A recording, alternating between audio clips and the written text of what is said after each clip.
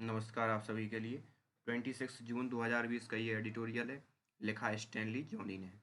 तो चलिए स्टार्ट करते हैं। और स्टार्ट करने से पहले अगर आपने चैनल को सब्सक्राइब ना किया हो तो please do subscribe the channel. Why China is being aggressive along the LAC। यहाँ से एग्रेसिव मतलब अपनी जोर दिखा रहा है, ठीक है, एग्रेशन दिखा रहा है। और अलोंग द LAC मतलब LAC की चारों तरफ क्यों दिखा रहा है। द ऑनगोइंग टेंशन जो अभी चल रही है, ऑनगोइंग मतलब चल रही है, जो टेंशन मतलब तनाव, along the L line of actual control, pose the मतलब एक प्रतिरूप या प्रतिमा वो बना रही है, एक स्थिति बना रही है। That biggest national security challenge to New Delhi in at least 20 year. और सबसे बड़ा सिक्योरिटी चैलेंज पैदा कर रही है, जो टेंशन हो रही है पूरी की पूरी LAC के आसपास at least last 20 year. The clashes in Galwan valley, जो क्लैश हुआ था, क्लैश मतलब झगड़ा हुआ था गलवान वैली में, in eastern Ladakh. Eastern Ladakh मतलब पूर्वी लद्दाख में हैव क्लेम 20 इंडियन लाइफ। और उसने क्लेम्ड कितनी जाने गई उसमें 20 इंडियन सोल्जर की जान चली गई। Incident of fatalities on the India China border, fatality मतलब मृतक, इन 45 ईयर। और फर्स्ट इंसिडेंट हुआ है कि जब वहाँ पे क्या हुई है, मृत्यु हुई है किसी भी लोगों की पिछले 45 सालों में। चाइना हैज़ रिवाइव, वो चाइना रिवाइव कर चुका है। क्या रिवाइव मतलब पुनर्जीवित कर चुका है किस चीज़ को, it's claim on entire Galwan valley. अब वो क्या बोलने लगा है कि पूरी की पूरी गलवान वैली उसकी है। And he ask India to pull back from that area. और उसने इंडिया से कहा कि आप पुल बैक करो गलवान वैली से।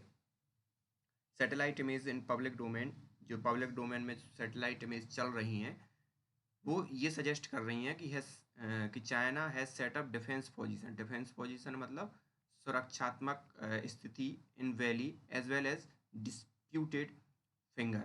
और वहाँ पे सुरक्षात्मक पोजीशन में आ गया है। और जो फिंगर डिस्प्यूटेड, जो पेंगोंग सो लेक के जो वहाँ फिंगर फोर पर भी आके बैठ गया है। Both are engaged in face off at hot spring. और दोनों की दोनों एंगेज हैं face off hot spring area में, एंगेज ही हैं। Despite multiple round of military level talk, tension are unlikely to easy given complexity of ground situation. और कितनी ही मल्टीपल मतलब कई टॉक हो चुकी हैं मिलिट्री लेवल की, लेकिन टेंशन लगता नहीं है कि वो ईजी होने वाली है, बल्कि जो कॉम्प्लेक्सिटी है वो ग्राउंड पर और बढ़ रही है। What led to current situation, अब जो करंट की सिचुएशन है वो क्या दर्शा रही है। In 2017 India and China agree to amicably resolve the Doklam stand off that lasted for more than 2 month. यहाँ पे एमिकेबल की मतलब सौहार्दपूर्ण रूप से दोनों ने क्या किया था, जो पिछले 2 महीनों से स्टैंड ऑफ चल रहा था डोकलाम को, उस सब चीज़ों को क्या सॉल्व कर लिया था। No blood was split spilled then, कोई भी मतलब ब्लड खूना खराबी नहीं हुई थी। एंड नो शॉट फायर्ड, और ना ही कोई गन चली थी। National democratic alliance NDA government led by prime minister Narendra Modi has been very carefully not to upset China's domestic and geopolitical sensitivity. और जो NDA है, जो प्राइम मिनिस्टर के द्वारा है, वो वेरी केयरफुली चल रहा है not to upset China's domestic and geopolitical sensitivity. और चाइना की कोई भी जियोपॉलिटिकल और जो डोमेस्टिक उसको है, उसको अपसेट किए बगैर ही कदम रख रहा है। Wearing occasional joint statement issue with leader, bearing मतलब होता है को छोड़कर, ओकेजनल कुछ ओकेजनल को छोड़कर, joint statement issue with leader from US and Asia Pacific countries, reasserting India's commitment to freedom of navigation, a veiled criticism of China claim over South Asia Sea। और एक दो मौक़ों को छोड़ दिया जाए तो US और एशिया पैसिफिक की कंट्री जो हैं वो रीअश्योर्ड मतलब फिर से इंडिया के ही कमिटमेंट को क्या कर रही हैं कि फ्रीडम ऑफ नेविगेशन, और उस चीज़ को सीधी सी बात है इंडिया का साथ दे रही हैं। और अब यहाँ पे वील्ड का मतलब है अप्रत्यक्ष criticism of China's claim over the South Asian sea. और अप्रत्यक्ष रूप से क्रिटिसिज्म या उस चीज़ की आलोचना कर रहे हैं जो चाइना क्लेम कर रहा है साउथ चाइना सी में। India has stay away from criticising China, लेकिन इंडिया क्या है, अलग है criticising China on controversial topic. जितने भी विवादास्पद मुद्दे हैं, कंट्रोवर्शियल मतलब विवादास्पद मुद्दे हैं, उन सब चीज़ों से बच रहा है। वेदर इट्स डी रेडिकलाइजेशन, चाहे वो डी रेडिकलाइजेशन का हो, डी रेडिकलाइजेशन मतलब जो उइगर मुसलमानों का मुद्दा हो, camp in Xinjiang, crackdown on protest in Hong Kong, Hong Kong की प्रोटेस्ट हो, डिस्प्यूट विथ ताइवान, ताइवान का डिस्प्यूट हो उसमें भी। Yet China chose to increase tension along LAC, why, फिर भी चाइना ने सेलेक्ट किया कि टेंशन बढ़ाई जाए LAC के चारों तरफ। अब ये क्यों कर रहा है? सलामी slice strategy. One popular argument is that China's move, driven by local factors such as India's infrastructure upgrade and its decisions to change the status of Jammu and Kashmir and Ladakh, was reckless. Reckless मतलब लापरवाही वाला निर्णय था जो जम्मू कश्मीर का इन्होंने पुनर्गठन किया, रीऑर्गेनाइजेशन किया। या रेकलेस का मतलब होता है या जल्दबाजी में लिया गया निर्णय निर्णय था, जो भी है। तो अभी जो पॉपुलर आर्गूमेंट चल रहे हैं, जो प्रसिद्ध, जो ज़्यादातर तर्क दिए जा रहे हैं इस चीज़ को, कि जो लोकल फैक्टर हैं जो इंडिया के, कि इंडिया इंफ्रास्ट्रक्चर डेवलप कर रहा है और जम्मू एंड कश्मीर का जो पुनर्गठन किया उससे चाइना वो हो गया है, एंग्री हो गया। For some square kilometre of land this argument goes, China has lost India's strategically to the west। और कुछ स्क्वायर किलोमीटर के एरिया के लिए ये आर्गुमेंट दिया जा रहा है कि China has lost India strategically, रणनीतिक रूप से इंडिया को खो चुका है वेस्ट के लिए। Several expert have claimed that tension on border are driving India's deeper into strategic embrace with US, but it is not a simple as seem. अब एम्ब्रेंस मतलब सांत्वना देना। तो जो सेवरल जो एक्सपर्ट वो क्लेम कर रहे हैं कि ये टेंशन बढ़ रहा है, उसने इंडिया का जो है स्ट्रेटजिक सांत्वना मिली है किसके द्वारा? US के द्वारा। But it is not as simple as seem, मतलब ये लेकिन इतना सिंपल भी नहीं है जैसा दिखाई दे रहा है। There is a clear shift in Chinese foreign policy post कोविड-19 आउटब्रेक। और ये क्लियर शिफ्ट दिखाई दे रहा है चाइना की फॉरेन पॉलिसी या विदेश प्रणाली जो है या विदेश नीतियाँ जो हैं वो कोविड-19 के बाद कैसी होने वाली है, ये उस चीज़ को दर्शा रहा है। This is seen in China's rising tension with US। और ये देखा जा रहा है China rising tension with US के साथ भी। It's threat against Taiwan, repeated naval incident in south China sea, threat कर रहा है ताइवान को, और रिपीटेडली जो नेवल या उसके नेवी के जो इंसिडेंट हैं वो भी साउथ चाइना सी में बढ़ रहे हैं। And a new security law of Hong Kong, और जो नए सिक्योरिटी लॉ हांगकांग में पास किया है उसके द्वारा US के साथ भी टेंशन बढ़ रही है। The tension along LAC are part of shift, और जो टेंशन हो रही है LAC की उसी का ये पार्ट भी है एक। To understand this shift, one has to get sense of source of China's conduct। और इस चीज़ को समझने के लिए हमें देखना पड़ेगा कि चाइना की जो कंडक्टिविटी है, चाइना का जो मेन सोर्स है क्या। Today's China is ambitious rising power. अब वर्तमान का जो चाइना है वो एम्बिशियस मतलब महत्वाकांक्षी है कि अपनी पावर को बढ़ाए। Rising power which want to reoriented global order, वो जिससे वो ये चाहता है कि वो ओरिएंट फिर से पुनर्स्थापित करे ग्लोबल ऑर्डर को, अनलाइक सोवियत यूनियन ऑफ 1940। अब यहाँ पे सोवियत यूनियन की सिर्फ इसलिए बात की गई क्योंकि सोवियत यूनियन ही कम्युनिस्ट शासन था और अब चाइना है, मतलब कम्युनिस्ट शासन का रक्षक कह सकते हो आप। तो सोवियत यूनियन ने जैसा 1940 में किया था ऐसा नहीं करना चाहता वो। Early stage of cold war. China is not an ideological state that intend to export communism to other countries। और चाइना आइडियोलॉजिकल स्टेट नहीं है जो उसका ये इरादा हो कि वो एक्सपोर्ट करे कम्युनिज्म दूसरी कंट्री के लिए। But like the Soviet union of post war world, China is the new super power on rise. लेकिन जैसा वर्ल्ड वॉर के बाद हुआ था कि जो UNSSR बढ़ गया था, उसी हिसाब से कोविड-19 के बाद चाइना सुपर पावर बनना चाहता है। When it was rising, China has adopted different tactical position, hide your capacity and wide your time, peacefully rise और पीसफुल डेवलपमेंट। लेकिन जब ये बढ़ रहा था तो उस समय इसने कौन सी टेक्टिक अपनाई थी कि hide your time, hide your capacity, मतलब अपनी क्षमताओं को छुपाओ और टाइम को क्या करो, बढ़ाओ, मतलब टाइम को गुजरने दो और अपनी क्षमताओं को छुपाते रहो। Peacefully rise, peaceful development, peacefully बढ़ते रहो और पीसफुल डेवलपमेंट करते रहो। दैट इरा इज ओवर, अब ये जो युग था चाइना का वो ओवर हो चुका है। Under president Xi Jinping the Chinese think they have arrived. Xi Jinping की प्रेसिडेंसी में चाइना ये सोच रहा है कि वो अब अराइव कर चुके हैं with global economy in doldrums, globalisations in the irrecoverable crisis accentuated by COVID-19 outbreak and US under the isolationist president taking most aggressive positions toward China since Richard Nixon.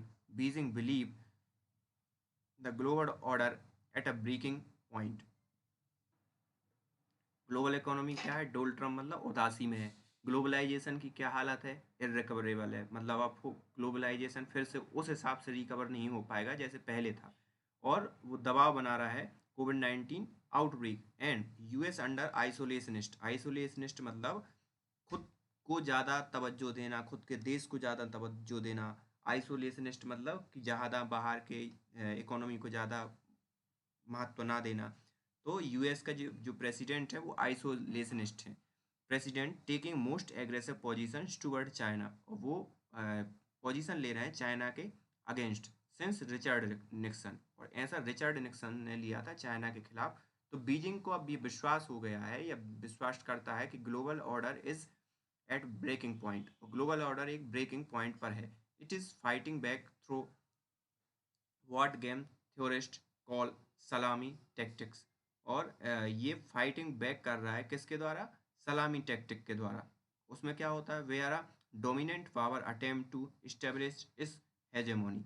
तो जो डोमिनेंट पावर है या जो dominate करता है power, वो कोशिश करती है अपने नायकत्व, हेजेमोनी मतलब अपने नायकत्व को प्रदर्शित करने के लिए, एस्टेब्लिश करने के लिए, पीस बाय पीस, एक एक लेवल पे। India is one slice in this सलामी स्लाइस स्ट्रेटजी, और इंडिया उस का एक पीस मात्र है कि यहाँ पे भी वो क्या करना चाह रहा है, अपना नायकत्व, और यहाँ बहुत सी अलग जगह भी वो क्या करेगा, अपना प्रभाव बढ़ाएगा।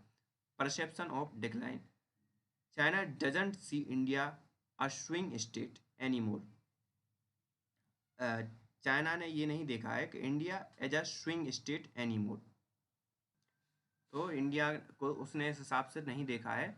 It's see India as an ally in progress of US, और वो इंडिया को इस हिसाब से देख रहा है कि वो एक उसका साझेदार है और यूएस की प्रोग्रेस में मदद करेगा। It actions were not reckless, और ये एक्शंस जो थी वो रेकलेस नहीं थी। Taken at the risk of losing India strategically, और वो उसने ये मतलब एक्शन ली कि इंडिया को अगर स्ट्रेटजिकली लूज भी करता है तो उसे कोई मतलब इतना वो है नहीं।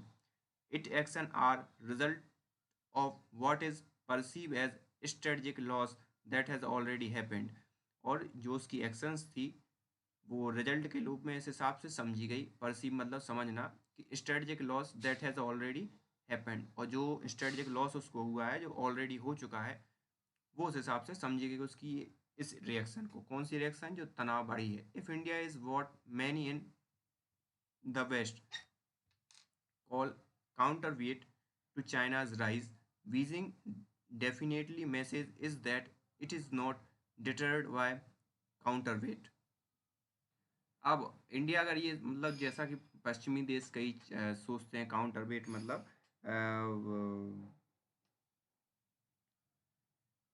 उसके समान भार या प्रतिभार होता है चाइना की राइस के लिए, तो बीजिंग डेफिनेट मैसेज, बीजिंग का जो मैसेज है वो इंडिया के लिए कि is that is not deterred by counterweight, वो रोकेगा नहीं काउंटर वेट या किसी भी चीज़ से कि आप उस पर कोई भार ला दो, चाहे इकोनॉमिकली और अलग चीज़ों की। This is a message not just to India, और ये सिर्फ इंडिया के लिए नहीं है, but to host of China's rival, लेकिन उन सभी के लिए है, मतलब अप्रत्यक्ष रूप से यूएस की बात कर रहे हैं, जो चाइना के जो राइवल है मतलब विरोधियों को होस्ट कर रहा है, that are teaming up and eager to recruit India to the club. और जो टीमिंग मतलब टीम बना रहा है और ईगरली उत्साहित है कि इंडिया को भी रिक्रूट किया जाए ऐसे क्लब में।